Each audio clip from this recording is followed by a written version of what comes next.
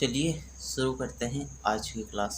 आज का अपना टॉपिक है अपरिमित समरूप आवेशित अचालक पट्टिका के कारण विद्युत क्षेत्र की तीव्रता।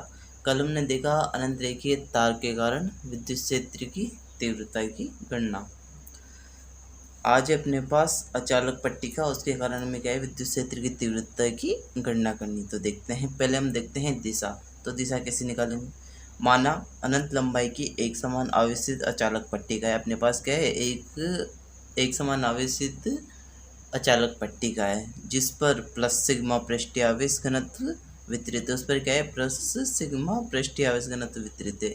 हमें इस पट्टिका के मूल बिंदु ओ से, मतलब हमें क्या है इसका मूल बिंदु ओ मानना है, यानी सेंटर पॉइंट क्या मानना है ओ।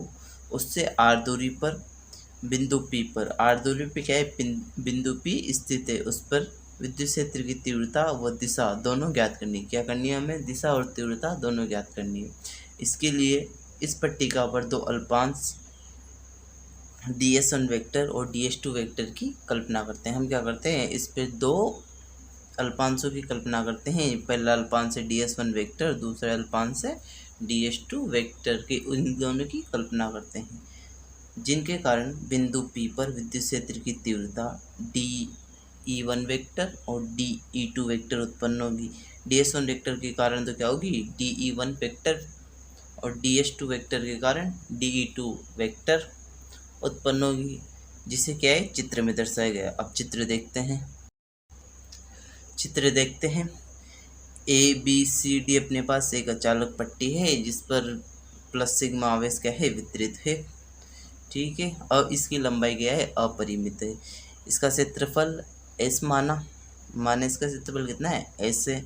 हमने क्या किया, इसमें दो अल्पांश लिए, पहला ds1 वेक्टर, दूसरा ds2 वेक्टर।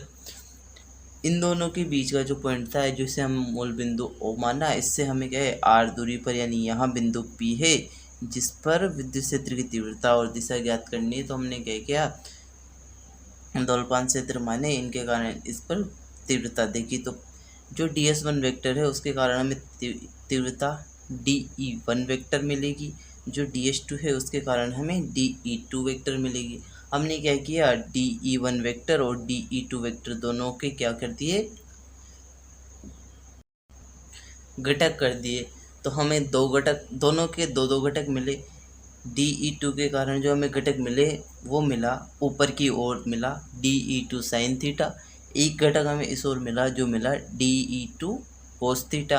ऐसे हमें जो dE1 वेक्टर है उसके कारण भी दो घटक मिले। जो साइन वाला घटक मिला वो नीचे की ओर, या लंबवत घटक मिला जो जिसका मान है dE1 साइन थीटा, और दूसरा घटक हमें कोस वाला घटक मिला जो कितना है dE1 कोस थीटा, जो हमें dE2 वेक्टर की दिशा में मिला, यानी इसकी तीव्रता की दिशा में मिला, ठीक है। अब देखते हैं आगे। चित्र में हमें समझ में क्या है कि ds1 एक ds2 वेक्टर, इनके कारण जब हमने विद्युत क्षेत्र की तीव्रताएं देखी तो हमें दोनों विद्युत क्षेत्र की तीव्रताओं के दो दो घटक मिले। जो एक साइन वाले घटक थे, मतलब जो लंबवत घटक थे वो परिमाण में समान थे और दिशा में विपरीत थे। तो इन दोनों ने क्या है एक दूसरे के प्रभाव को नष्ट कर दिया, इसलिए हमें विद्युत क्षेत्र की तीव्रता की दिशा केवल कोस वाले घटक के कारण ही मिली, जिसकी दोनों की दिशा एक और होने के कारण हमें इस ओर विद्युत क्षेत्र की तीव्रता मिलेगी। अब देखते हैं कितनी मिलेगी और कैसे मिलेगी। इन विद्युत क्षेत्र की तीव्रताओं को घटकों में विभाजित करने पर हमें लंबवत स्थैतिक घटक प्राप्त होते हैं। लंबवत और स्थैतिक घटक क्या है हमें प्राप्त होते हैं, मतलब साइन वाला और कोस वाला घटक प्राप्त होता है। लंबवत घटक परिमाण में समान व दिशा में विपरीत होने के कारण एक दूसरे के प्रभाव को निरस्त कर देते हैं। जो लंबवत वाले घटक यानी साइन वाले घटक थे वो तो क्या है परिमाण में समान और दिशा में क्या है एक दूसरे के विपरीत है, मतलब एक ऊपर है और एक नीचे है। तो उन दोनों ने एक दूसरे के परिमाण को क्या प्रभाव को क्या है निरस्त कर दिया। विद्युत क्षेत्र की तीव्रता व दिशा केवल क्षैतिज घटकों के कारण उत्पन्न होती है, क्योंकि क्षैतिज वाले घटक क्या है दोनों एक ही दिशा में, तो हमें क्या है विद्युत क्षेत्र की तीव्रता केवल क्षैतिज वाले घटक के कारण प्राप्त हुई, जो कि चित्र से स्पष्ट है कि दिशा पृष्ठीय आवेश घनत्व के लंबवत उत्पन्न होगी। जो हमने चित्र में देखा कैसे प्राप्त होगी, दिशा हमने देख ली कि कैसे प्राप्त हुई। अब हम क्या तीव्रता माना ABCD अनंत विस्तार की आवेशित अचालक पट्टिका है जिस पर प्लस सिग्मा पृष्ठीय आवेश घनत्व वितरित है। हमें इस पट्टिका के मूल बिंदु O से r दूरी पर बिंदु P पर विद्युत क्षेत्र की तीव्रता की गणना करनी है। इसके लिए हम एक बेलनाकार गॉसियन पृष्ठ की कल्पना करते हैं जिसे निम्न चित्र में क्या है दर्शाया गया है। तो देखते हैं चित्र। ये चित्र है अपने पास। चलिए चित्र को समझते हैं। ABCD क्या है? एक अनंत विस्तार की आवेशित अचालक पट्टिका है जिस पर क्या है प्लस सिग्मा आवेश वितरित है। ठीक है, ये तो होगी अचालक पट्टिका जिस पर प्लस सिग्मा आवेश वितरित है। अब हमने क्या है, हमें इसके मूल बिंदु यानी इसका जो सेंटर पॉइंट है वो यहाँ मानना बीच में O है।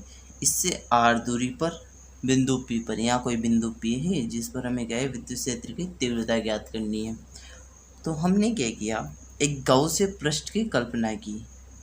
किस प्रकार का गॉसियन पृष्ठ? एक बेलनाकार गॉसियन पृष्ठ की कल्पना की जिसके बीच में होकर निकला हुआ है।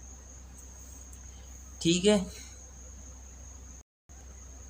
इमेजिनेशन के लिए आप इस कागज के टुकड़े को वो अचालक पट्टिका मान सकते हैं तथा जो हमने गॉसियन पृष्ठ की कल्पना की उसे आप ये पेंसिल मान सकते हैं। तो मैं आपको दिखाता हूँ ये किस प्रकार की व्यवस्था है।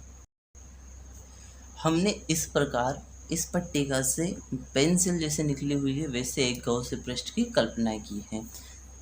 ठीक है, तो हम देखते हैं हमें जो फ्लक्स मिलेंगे वो कैसे मिलेंगे। हमें फ्लक्स मिलेंगे एक इस वाले एरिया से मिलेंगे, मतलब जो इसका ये इधर वाला हिस्सा है जो इसका ऊपरी ढक्कन है इस ओर से फ्लक्स निकलते हुए मिलेंगे।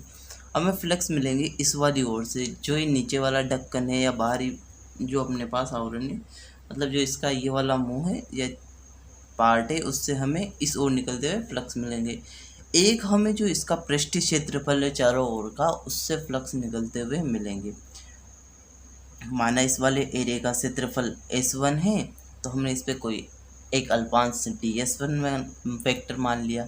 माना इस वाले भाग का क्षेत्रफल S2 है तो हमने यहाँ पर कोई एक अल्पांश माना ds2 वेक्टर। इसका पृष्ठीय क्षेत्रफल है वो S3 है तो हमने इस पर क्या है एक अल्पांश माना ds3 वेक्टर। ठीक है, अब हम क्या करेंगे, गॉसियन पृष्ठ से निर्गत कुल फ्लक्स निकालेंगे। तो हम क्या करेंगे, इससे निकलने वाले फ्लक्स निकाल लेंगे, इससे निकलने वाले फ्लक्स निकाल लेंगे। जो S1 वेक्टर है इसके कारण फ्लक्स और S2 वेक्टर है उसके कारण फ्लक्स और जो S3 है उसके कारण फ्लक्स निकाल के हम सबको जोड़ देंगे तो हमें क्या है कुल फ्लक्स मिल जाएंगे। तो देखते हैं, तब बेलनाकार गॉसियन पृष्ठ से निर्गत फ्लक्स कितने होंगे, 5 होंगे। 5 कितना होगा, जो 5 है मतलब जो S1 वेक्टर के कारण फ्लक्स है वो, जो 5 है वो मतलब S2 है अपने पास इसके कारण जो फ्लक्स मिलेंगे वो, और 5 जो S3 के कारण फ्लक्स निकलेंगे वो, तीनों को जोड़ देंगे तो अपने पास 5 यानी कुल फ्लक्स आ जाएंगे। तो देखते हैं 5 बराबर जो 5 बने वो होगा E वेक्टर जो विद्युत क्षेत्र की तीव्रता है उसको अगर ds वेक्टर जो था अपने पास एक अल्पांश हमने यहाँ माना था उन दोनों का अदिश गुणनफल कर उसका समाकलन S1 तक यानी जो इसका कुल क्षेत्रफल है वहाँ तक इसका समाकलन करें तो अपने पास क्या है कुल फ्लक्स आ जाएंगे। तो 5 तो हुआ अपने पास E vector dot ds1 vector का समाकलन कहाँ तक, S1 तक, प्लस जो 5 है यानी ये वाला इससे जो फ्लक्स निकलेंगे वो तो कितने होंगे E वेक्टर डॉट जो हमने यहाँ पर एक अल्पांश माना था ds2 वेक्टर वो उन दोनों का अदिश गुणनफल और उसका समाकलन कहाँ तक, S2 तक, मतलब जो इसका पूरा क्षेत्रफल है वहाँ तक इसका समाकलन कर देंगे तो अपने पास 5 आ जाएगा। मतलब E vector dot ds2 vector का समाकलन कहाँ तक, S2 तक। ऐसे ही जो अपने पास 5 है वो आएगा E vector dot ds3 vector. ds3 कहाँ से है, हमने यहाँ एक अल्पांश माना था ds3 क्योंकि ये वाला जो क्षेत्रफल था इसका चारों पृष्ठीय क्षेत्रफल वो S3 था और तो हमने उसमें क्या है एक अल्पांश माना ds3। तो E vector dot ds3 vector उसका समाकलन किया कहाँ तक, S3 तक, मतलब जो उसका पूरा पृष्ठीय क्षेत्रफल था वहाँ तक उसका समाकलन कर दिया। ठीक है, तो अपने पास क्या है, इन सब तीनों का योग करने पर 5 आ जाएगा, मतलब कुल फ्लक्स आ जाएगा। तो देखते हैं। हम जानते हैं जब हम दो संख्याओं का डॉट प्रोडक्ट करते हैं या बिंदु गुणनफल करते हैं या अदिश गुणनफल करते हैं, तो अपने पास उन संख्याओं के जो वेक्टर है वो तो हट जाते हैं और cos थीटा आता है, मतलब दोनों संख्याओं का जो थी उनके बीच का कोण के साथ किसमें, cos के साथ उनका कोण आता है। तो हम जानते हैं जो E vector dot d s one vector है वो होगा अपने पास E dot d s one cos theta. इसका समाकलन करना है कहाँ तक, S1 तक करना है। ऐसे ही जो अपने पास E vector dot d s two vector था वो आया E d s two cos theta. जो ई वेक्टर और डी एस टू वेक्टर है उन दोनों के बीच का कोण थीटा। इसका समाकलन करना है कहाँ तक, S2 तक। ऐसे अपने पास आया E d s three cos theta. किसका, E vector dot d s three vector का है अपने पास E d s three cos theta. इसका समाकलन करना है कहाँ तक, S3 तक। अब हम जानते हैं जो E और DS1 है उसको हमने देखा चित्र में, दोनों के बीच में कोण कितना था, 0 डिग्री था। ऐसे ही जो EDS2 कोस थीटा था उन दोनों के बीच में कोण क्या था, 0 डिग्री था। बताता हूँ आपको चित्र में कैसे था। यहाँ से हम देखते हैं जो विद्युत क्षेत्र है वो इस ओर निकलता हुआ है, उसकी तीव्रता क्या है, इस ओर जाती हुई है, और इसका जो क्षेत्रफल है वो भी इस ओर बाहर की ओर है। ऐसे ही जो इधर हम देखते हैं तो पट्टिका के कारण जो हमें विद्युत क्षेत्र मिलता है वो इस ओर मिलता है तथा इसका जो क्षेत्रफल है वो भी बाहर की ओर है। तो इन दोनों के बीच में कोण क्या है, 0। इन दोनों के बीच में भी कोण क्या है, 0। परंतु जो अपने पास ई वेक्टर और DS3 वेक्टर है उसमें जब हम देखते हैं तो हमें मिलता है कि ई वेक्टर की जो दिशा है वो इस ओर है, जबकि DS3 वेक्टर की जो दिशा है वो ऊपर की ओर है। तो इन दोनों के बीच में कोण कितना है, 90 डिग्री आता है। तो देखते हैं आगे। ये वाला थीटा 0, ये वाला थीटा भी 0, ये वाला थीटा 90 डिग्री। तो यहाँ का जो कोस थीटा है वो 1, यहाँ का कोस थीटा 1, यहाँ का कोस थीटा 0 हो गया। हम जानते हैं कोस 0 1, कोस 0 1 और कोस 90 0 होता है। तो देखते हैं जो अपने को 5 मिलेगा उसकी वैल्यू है E d s one cos 0, E d s two cos 0, E d s three cos 90।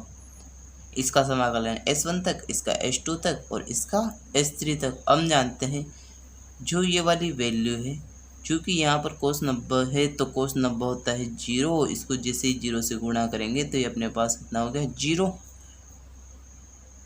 और यहाँ पर कोस 0 है, यहाँ कोस 0 है, कोस 01 कोस 01, तो ये अपने पास आ गया 5 बराबर ई तो क्योंकि क्या है, कांस्टेंट है।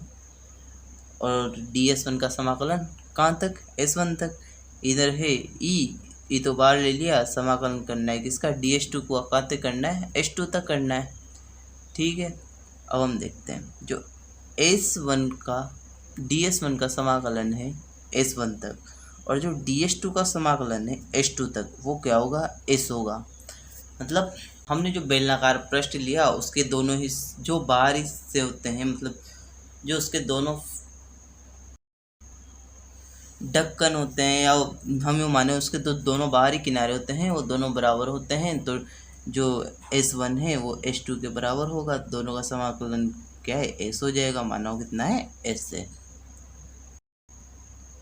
हमने ई तो कांस्टेंट था और जो DS1 का उसका समाकलन S तक और जो DS2 था उसका समाकलन S2 तक किया तो S तक। इसकी वैल्यू भी ऐसा आएगी, इसकी भी ऐसा आएगी। ई दोनों में कांस्टेंट था तो अपने पास 5 जो आया वो कितना आया, 2ES आ गया। ये गया इक्वेशन फर्स्ट होगी अपने पास। तब गाउस के नियम से निर्गत कुल फ्लक्स हमने क्या है, ये तो निकाले विद्युत फ्लक्स। अब हम क्या करेंगे, गाउस के नियम से फ्लक्स निकालेंगे। तो हम जानते हैं गाउस के नियम से फ्लक्स क्या होता है, गाउस के नियम से फ्लक्स होते हैं 5 बराबर Q अपॉन एप्सिलॉन नॉट। मतलब जो आवेश होता है अगर उसमें निर्वात का भाग दे दिया जाए तो अपने को क्या है, फ्लक्स प्राप्त हो जाते हैं। और जो सिग्मा होता है आवेश वितरण, अपने पास सिग्मा है वो है Q अपॉन S। मतलब जो क्षेत्रफल पर आवेश है वही क्या है, सिग्मा है। तो सिग्मा बराबर हो गया क्यू अपॉन एस। तो क्यू बराबर अपने पास हो गया सिग्मा एस। इसको यहाँ रख देंगे, क्यू की वैल्यू रख देंगे तो अपने पास 5 आया sigma S upon epsilon not. ठीक है, ये इक्वेशन 2 होगी। अब हम क्या करेंगे, इक्वेशन फर्स्ट और इक्वेशन सेकंड दोनों को बराबर कर देंगे। तो अपने पास बराबर करने पर आया 2ES।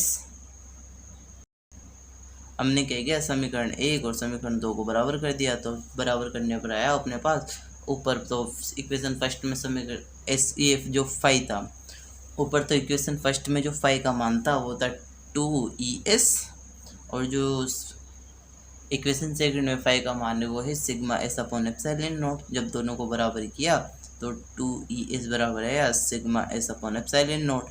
एस से एस काट दिया, अपने को केवल ई की वैल्यू चाहिए तो 2 को नीचे भेज दिया। तो ई बराबर अपने पास आया सिग्मा अपॉन 2 एप्सिलॉन नॉट। ये अपने पास क्या आ गई, विद्युत क्षेत्र की तीव्रता आ गई। इसी को सदिश रूप में लिख देंगे, ई वेक्टर बराबर sigma upon 2 epsilon naught. N cap क्या है यहाँ पर, दिशा बताने के लिए है, क्योंकि सिग्मा और एप्सिलॉन नॉट में तो कुछ किसी की दिशा बतानी नहीं है, इसलिए हमने क्या है विद्युत क्षेत्र की दिशा बताने के लिए एन कैप का यूज़ कर लिया।